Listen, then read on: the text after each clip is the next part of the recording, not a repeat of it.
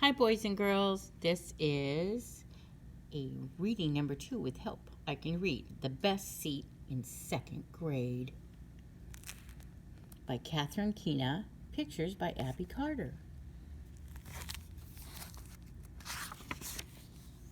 This is an I Can Read book. The Best Seat in Second Grade. Look at that. Is that like a little guinea pig?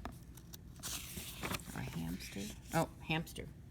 So here's our table of contents. This is like a very first kind of chapter book.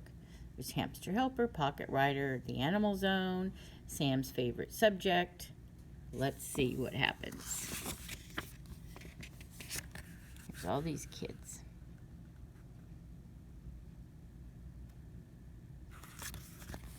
Hamster Helper. Sam had the best seat in second grade. He sat at the back of room 75. He did not sit near the globe, or the dinosaur models, or the paper pioneer fort. Sam sat beside George Washington. George Washington was small and round and the color of honey, and he sneezed. George Washington was a hamster. Sam loved George Washington more than anything else at school. George Washington was Sam's favorite subject. Sam's teacher, Mr. Hopper, asked, "Who knows something about lava?" "It pops out of volcanoes," said Sam, "the way George Washington pops out of his nest." Someone in the front row giggled. "Good answer," said Mr. Hopper. Every Monday, Mr. Hopper picked a new hamster helper. The hamster helper got to feed George Washington. Oh, he's cute. The hamster helper got to make toys out of boxes and tubes, and the hamster helper got to play with George Washington. "Please, please, please, oh please," Sam groaned. "Pick me, pick me." He crossed his fingers and he held his breath. That's silly. Mr. Hopper reached into the bowl of names. "Miguel," he said, "you are our new hamster helper." "Oh boy," said Miguel. "Oh no," said Sam. "It is never my turn." He's bummed. Sam was tired of waiting to be hamster helper. He was sure George Washington was tired of his cage, and Sam wanted to show George Washington the world outside of room 75. "Don't forget," Mr. Hopper reminded his class, "tomorrow is our trip to the Science Museum. Bring your coats, bring your lunches, bring your permission slips." Sam decided to bring something extra. And so there's Mr. Hopper, and they're all at the museum.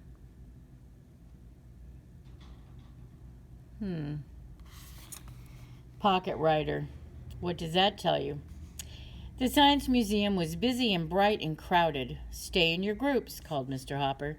"The animal sticker on your name tag will tell you which group you're in. Grasshoppers stick together. Frogs stick together. Dolphins stick together. We don't want anyone to get lost." "Sam," said Nina, "where's your name tag?" "In my coat," Sam replied. He reached deep into his pocket and patted George Washington. Not a good idea. Sam looked at the sticker on his name tag. "I'm a grasshopper." "Good," said Nina. "I am too."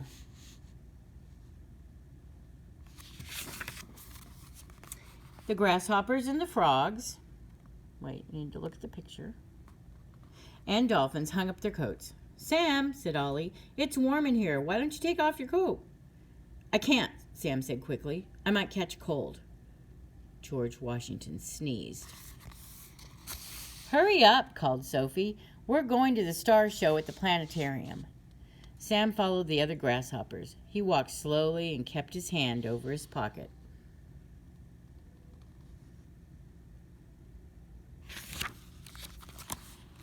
The planetarium was round and dark, and the class wiggled and waited in rows of seats. When the first star twinkled above, Sam took George Washington out of his pocket. "Make a wish," he whispered.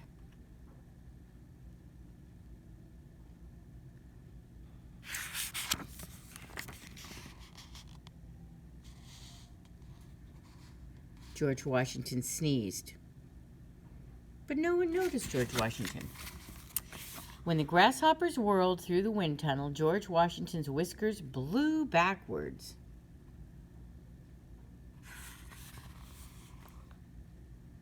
George Washington's looking a little bit round, isn't he? When the grasshoppers made faces in front of funny mirrors, George Washington looked like a furry beach ball with huge eyes. But again, no one noticed George Washington. The grasshoppers climbed through a giant seashell. They peered into homes of the future. They poked and laughed at Bubbles Are a Blast. George Washington watched and listened and sneezed. Finally, Ollie sat on a bench. "I can't walk another step," he said. "I'm hungry," said Nina. "I'm thirsty," said Miguel. "Me too," grumbled Sophie. Sam did not want to eat lunch. George Washington might smell something yummy and pop right out of his pocket. "I'll catch up with you later," Sam said as he dashed down the hall.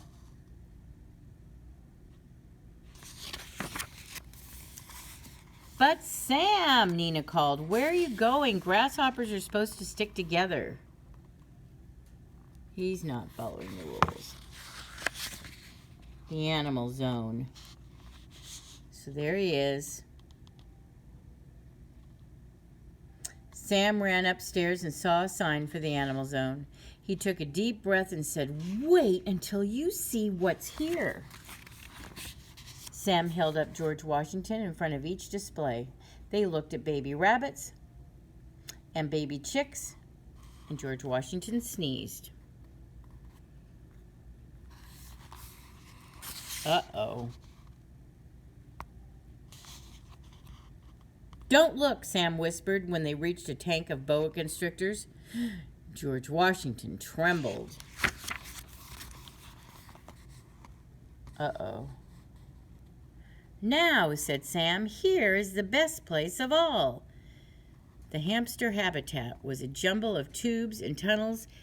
There were hamster-sized seesaws and ladders and slides. I don't think this is going to go well. Hamsters were everywhere. They were all small. They were all round. They were all the color of honey. "Look," Sam whispered to George Washington. "It's family." Footsteps clattered down the hall as the rest of the grasshoppers rushed toward Sam.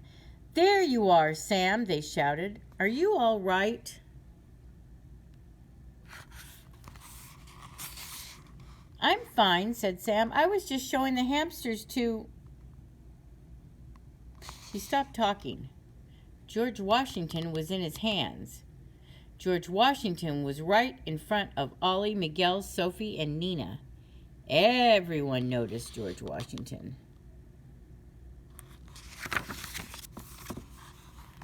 "Sam!" cried Nina. "What have you done?"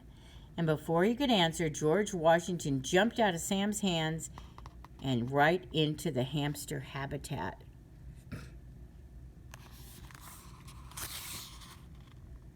Sam's favorite subject. Sam screamed. He did not move. "Oh no," Sophie groaned. Ollie yelled at Sam. Nina yelled at Ollie. Miguel shouted, "Help!" Mr. Hopper hurried up the stairs to the animal zone. The frogs and dolphins followed right behind him. "What's wrong?" called Mr. Hopper. The grasshoppers pointed to Sam. He pointed to the hamster habitat, and Sam moaned. "He's gone." "Who?" asked Mr. Hopper. "George Washington," mumbled Sam. "He's in there."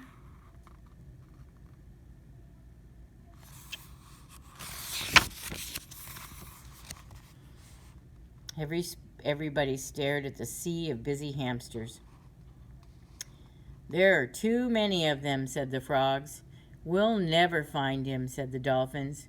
We have to try, said the grasshoppers. She looks a little irritated. Sam's whole class spread out around the sides of the hamster habitat. Look for something small, said Ollie. And round, said Miguel. And the color of honey, said Sophie. Looks to me like they're all small and round in the color of honey. They looked and looked at hamsters climbing and digging, at hamsters spinning and grooming, at hamsters drinking and eating and sleeping. Here's Sam.